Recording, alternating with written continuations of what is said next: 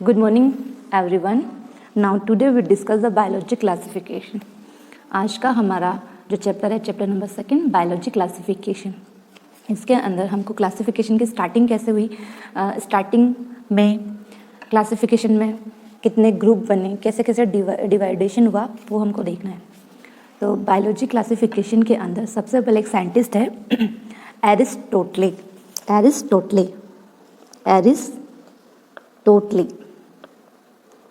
Scientist हैं एक एरिस्टोटले. इन्होंने सबसे पहले क्लासिफिकेशन किया इन्होंने animal kingdom and plant kingdom, जो कि पूरे वर्ल्ड में, पूरे होल वर्ल्ड के अंदर, पूरे अर्थ पर प्लांट और एनिमल्स पूरा मिक्स रूप में थे. तो इन्होंने क्या किया, सबसे पहले मतलब डिवाइडेशन किया कि प्लांट का अलग ग्रुप बनाया, एनिमल का अलग ग्रुप बनाया जाए. तो एरिस्टोटले वो साइंटिस्ट है जिन्होंने सबसे पहले क्लासिफिकेशन की स्टार्टिंग की. तो एरिस्टोटले को फादर ऑफ जूलॉजी भी कहा जाता है, फादर ऑफ जूलॉजी. ठीक है. तो animal kingdom and plant kingdom किसने दिया था? एरिस्टोटले ने. ठीक है. अब इन्होंने प्लांट किंगडम तो अलग कर दिया, लेकिन प्लांट के अंदर भी अलग अलग कैटेगरीज थी. सभी तरह के प्लांट एक ही तरह के थोड़ी होते, सभी प्लांटों में भी कुछ ना कुछ डिफरेंस होते हैं. कुछ प्लांट छोटे होते हैं, कुछ बड़े होते हैं. ठीक है. तो इन्होंने प्लांट के भी 3 कैटेगरी इन्होंने बताई. तो ये प्लांट किंगडम के अंदर भी एरिस्टोटले ने 3 कैटेगरी बताई. ठीक है. Herb, shrub and trees. ठीक है. 1 2 3 3 कैटेगरी बताई इन्होंने. एक तो बहुत जो जड़ी बूटियाँ होती हैं ना, बिल्कुल छोटी छोटी से होते हैं. ठीक है. और एक श्रब, थोड़े से झाड़ी नुमा जो पेड़ होते हैं, झाड़ी जैसे होते हैं. ठीक है. और ट्री, आप जानते हो ट्री जो बहुत बड़े वाले जो प्लांट होते हैं उनको बोला जाता है ट्री. तो इन्होंने प्लांट किंगडम को ऐसे 3 भाग बता दिए, 3 ग्रुप बता दिए. हर्ब्स में अलग, श्रब में अलग एंड ट्रीज में अलग. ठीक है.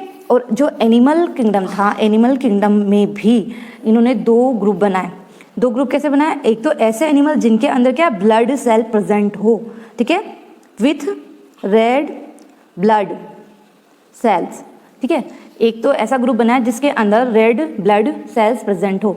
दूसरा ग्रुप ऐसा बनाया विदाउट रेड ब्लड सेल. ठीक है. ऐसे एनिमल जिनके अंदर रेड ब्लड सेल पाई जाती है उनका अलग ग्रुप, और ऐसे एनिमल जिनके अंदर रेड ब्लड सेल्स नहीं पाई जाती. ठीक है. तो इस तरीके से इन्होंने एरिस्टोटले ने क्लासिफिकेशन को बताया. सबसे पहले क्लासिफिकेशन की स्टार्टिंग एरिस्टोटले ने की. तो ये ध्यान रखना है आपको, फादर ऑफ जूलॉजी कैसे कहते हैं ये ध्यान रखना है. और इन्होंने केवल मात्र 2 क्लासिफिकेशन दिए, 2 class the, animal and plant. ठीक है. तो सबसे पहले इन्होंने दी. उसके बाद देखो इनके बाद आया जो फिर इन्होंने ये दिया. ठीक है. इन्होंने ये सब कुछ बता दिया, लेकिन फिर भी बहुत से लोगों ने इसको ना एक्सेप्ट नहीं किया. क्यों एक्सेप्ट नहीं किया? क्योंकि इसके भी पीछे बहुत सारे रीजन थे. तो इसके बाद एक साइंटिस्ट आया कैरोलस लीनियस. ठीक है. कैरोलस लीनियस आए. इन्होंने क्या किया? इन्होंने भी फिर संपूर्ण जो दुनिया के अंदर जितने भी प्लांट एनिमल्स हैं उनके भी 2 ग्रुप बताए. तो 2 ग्रुप कौन से बताए? प्लांट एंड एनिमल, जो कि एरिस्टोटले पहले ही बता चुके थे. प्लांट और एनिमल में इन्हें डिवाइड किया पूरी अर्थ पर जितने भी ट्रीज पाए जाते हैं, एनिमल पाए जाते हैं उनको. ठीक है. और लेकिन इन्होंने जो प्लांट था, प्लांट के भी 2 ग्रुप बताए. कौन से 2 ग्रुप बताए? एक तो वो प्लांट जो फोटोसिंथेसिस करते हो, जो फोटोसिंथेसिस परफॉर्म करते हो. ठीक है. और दूसरा वो जो नॉन फोटोसिंथेटिक हो. ठीक है. ऐसे प्लांट जिनके अंदर फोटोसिंथेसिस वाली प्रोसेस होती होगी, जो अपना जो फूड है स्वयं से बना सकते होंगे, और दूसरे से प्लांट जो कि अपना भोजन जो होते हैं स्वयं से नहीं बना सकते. ठीक है. तो ऐसे 2 ग्रुप बताए. तो इनके क्लासिफिकेशन को भी बहुत समय तक मतलब ये चर्चा में रहा, लेकिन है ना इस क्लासिफिकेशन को भी अच्छे से मतलब पूरी तरीके से एक्सेप्ट नहीं किया. ये भी क्या हो गया, एक तरीके से रिजेक्ट हो गया. थियोफेस्टस को फादर ऑफ बॉटनी भी कहा जाता है, ये बात ध्यान रखनी है आपको. इसके बाद देखो अर्नेस्ट हिकल ने 3 किंगडम क्लासिफिकेशन के बारे में बताया था. अभी तक जो हमने पढ़ा, ये जो हमने कैरोलस लीनियस का क्लासिफिकेशन पढ़ा और एरिस्टोटले का जो क्लासिफिकेशन पढ़ा, इन्होंने क्या दी थी? 2 किंगडम क्लासिफिकेशन दिया था. 2 किंगडम क्लासिफिकेशन. ठीक है. इन्होंने भी 2 किंगडम क्लासिफिकेशन दिया. इसके बाद आया 3 किंगडम क्लासिफिकेशन, जो कि किसने दिया था? अर्नेस्ट हिकल ने 3 किंगडम क्लासिफिकेशन दिया था.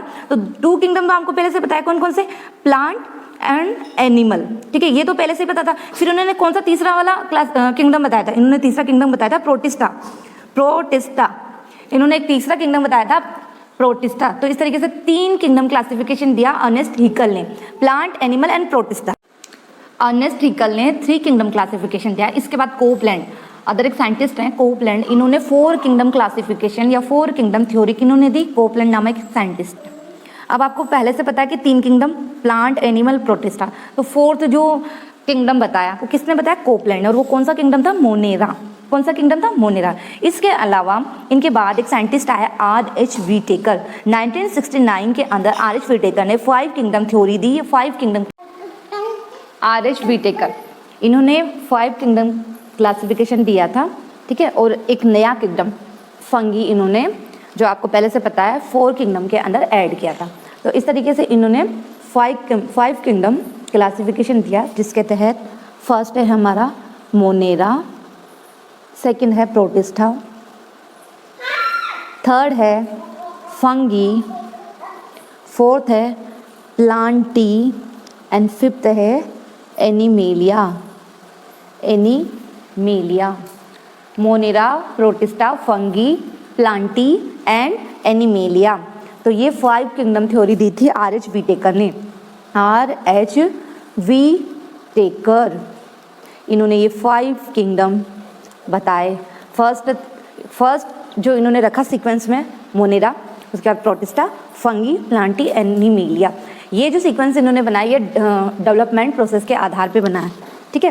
तो इन्होंने जो ये किंगडम का बेस रखा, ठीक है, इन्होंने क्या रखा, क्या बेस रखा इन्होंने? ये जो 5 किंगडम बनाया, इन्होंने देखो सबसे पहले तो इन्होंने देखा mode of nutrition. Mode of nutrition, mode of nutrition से मतलब है कि न्यूट्रिशन को गेन करने का तरीका, ठीक है। तो सब में मतलब किस तरीके से न्यूट्रिशन को वो गेन कर रहे हैं, किसके थ्रू वो न्यूट्रिशन ले रहे हैं, क्या उनका मोड है, क्या वो ऑटोट्रोपिक है, हाइड्रोट्रोपिक है, या कोई अदर कोई फैक्टर है जिससे वो क्या कर रहे हैं, न्यूट्रिएंट ले रहे हैं उनकी बॉडी में। तो इन्होंने फर्स्ट फैक्टर रखा था मोड ऑफ न्यूट्रिशन। सेकंड रखा इन्होंने मोड ऑफ रिप्रोडक्शन, ठीक है, बेस बता रही हूँ मैं आपको। इसके साथ साथ बॉडी डिफरेंटिएशन,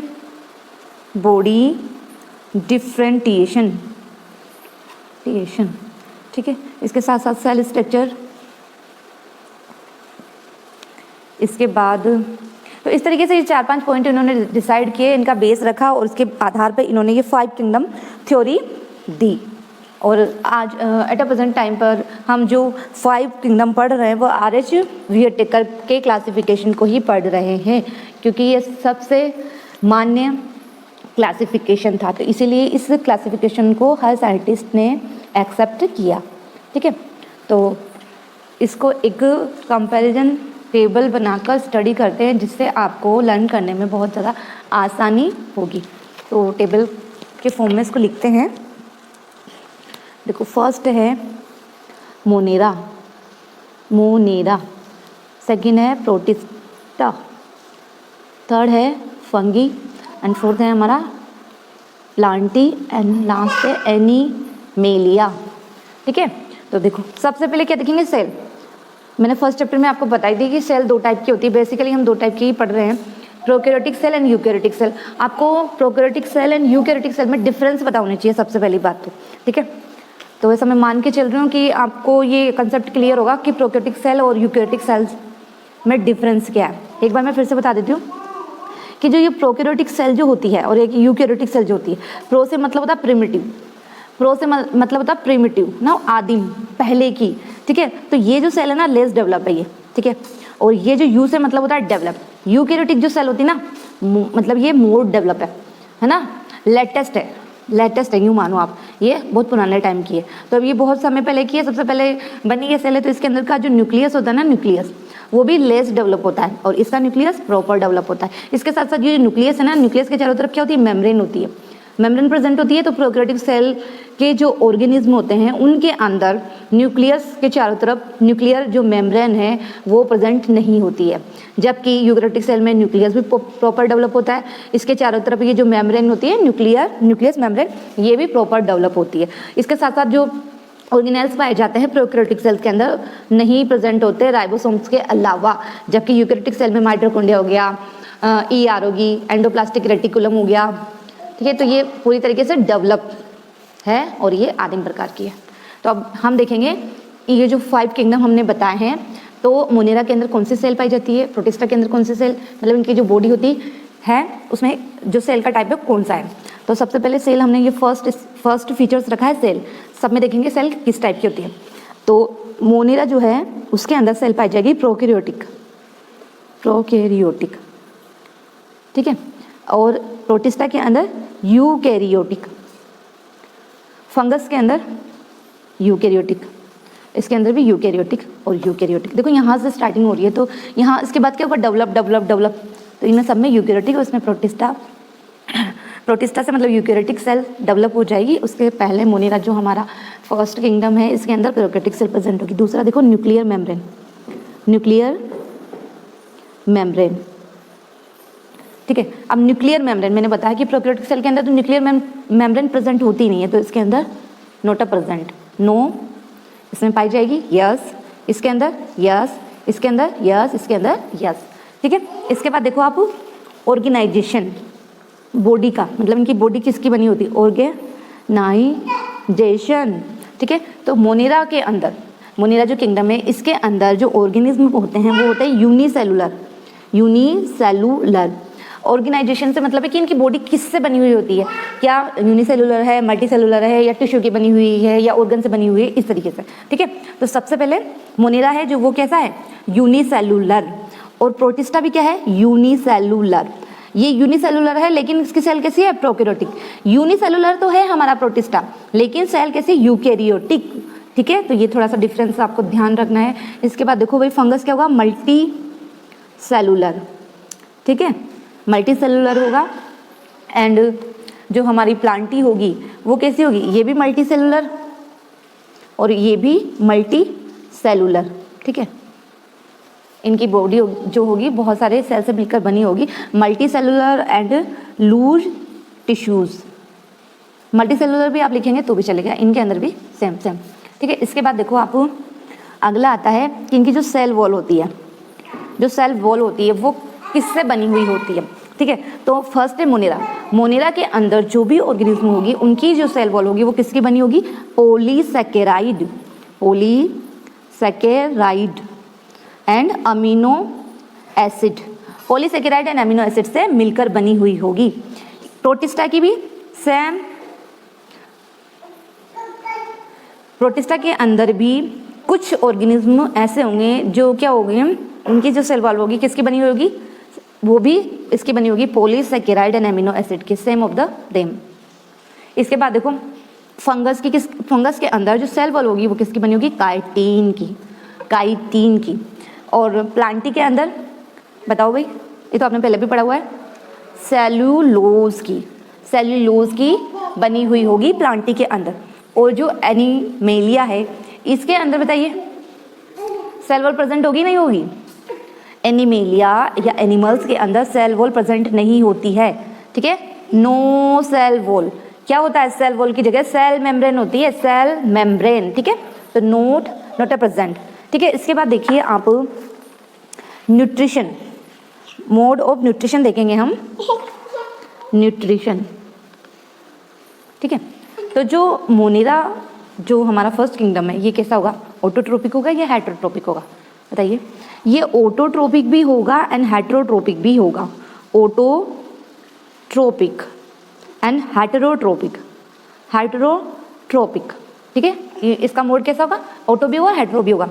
अब नेक्स्ट बताइए प्रोटिस्टा के अंदर भी क्या ऑटोट्रोपिक दोनों होंगे या सेम, इसके अंदर भी दोनों होंगे, ऑटो एंड हेटेरो, ठीक है। फंगस के अंदर बताइए, ये ओनली हेटेरो होगा, फंगस जो होता है ना दूसरे की बॉडी पर जाके क्या करते हैं, रहते हैं और मतलब एज अ पैरासाइट के रूप में रहते हैं और उसी दूसरे ऑर्गेनिम्स की बॉडी पर ये होस्ट की तरह रहते हैं और न्यूट्रिशन लेते रहते हैं। तो इनका जो मोड ऑफ न्यूट्रिशन होगा वो होगा हेटेरोट्रोपिक, ठीक है। कैसा होगा, हेटेरोट्रोपिक, ठीक है। इसके साथ साथ प्लांट तो कैसे होते हैं, ऑब्वियसली ऑटोट्रोपिक होते हैं हमारे प्लांट। तो एनिमल क्या ऑटोट्रोपिक होते हैं क्या, देखो ऑटोट्रोपिक से क्या मतलब है, पहली बात ऑटो और हेटेरोट्रोपिक से मतलब क्या है। वैसे जो एनिमलिया होता है वह हेटेरो लिख लो एक बार, ठीक है। थोड़ा सा कंफ्यूजन हो गया, पास में जगह कम होगी हमारे।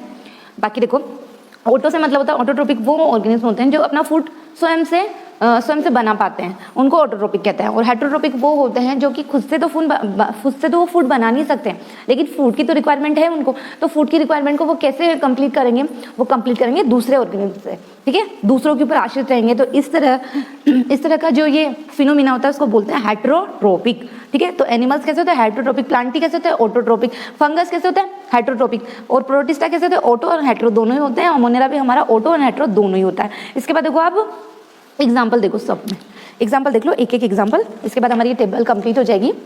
देखो सबसे पहली बात कि मोनेरा जो हमारा फर्स्ट किंगडम है, इसके अंदर आता क्या है, मतलब इसके अंदर जितने भी टाइप के बैक्टीरिया है ना, बैक्टीरिया जितने भी टाइप के बैक्टीरिया वो मोनेरा जो हमारा फर्स्ट किंगडम है उसके अंदर आते हैं, ठीक है। तो ये याद रखना आपको। इसके बाद सेकंड है हमारा प्रोटिस्टा। प्रोटिस्टा के अंदर देखो अमीबा, अमीबा आपने 3 क्लास में भी पढ़ा है, अमीबा पैरामीशियम पढ़ा है ना आपने। तो ये दोनों के दोनों किस में आते हैं, इनका जो किंगडम है कौन सा है प्रोटिस्टा, इनका किंगडम कौन सा है अमीबा पैरामीशियम जो है। प्रोटिस्टा जो हमारा सेकंड किंगडम है उसके अंदर ये आते हैं, उसके अंदर इनको इंक्लूड किया हुआ है। थर्ड देखो भाई फंगी, फंगी के अंदर क्या क्या आता है गैस करो, इसके अंदर फंगस ही आएंगे। फंगस का कोई एक एग्जांपल बताइए, मशरूम, मशरूम, ठीक है, राइजोपस, राइजोपस, ठीक है।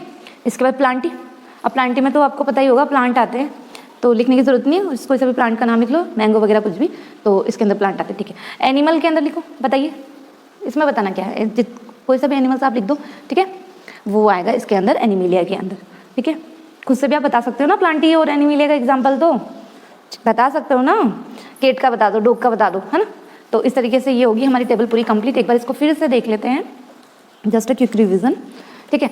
तो 5 किंगडम के अंदर Monera, Protista, Fungi, Plantae, Animalia आ रहा है, ठीक है। सेल बॉडी देखेंगे तो भाई सेल बॉडी जो है किसकी बनी हुई है मोनेरा के अंदर, प्रोकैरियोटिक, यूकैरियोटिक, यूकैरियोटिक से मतलब है, ठीक है। न्यूक्लियर मेम्ब्रेन नहीं, note present, yes yes yes सब में प्रेजेंट है, क्योंकि यहाँ से यूकैरियोटिक सेल की स्टार्टिंग होगी तो इसके अंदर जो न्यूक्लियर मेम्ब्रेन होती है वो वेल डेवलप होती है, ठीक है। इसके साथ साथ देखो आप जो मतलब बॉडी होती है, ऑर्गेनाइजेशन होता है वो कैसा होगा, यूनिसेलुलर लेकिन यूकैरियोटिक सेल। उसके बाद सभी में मल्टी सेलुलर।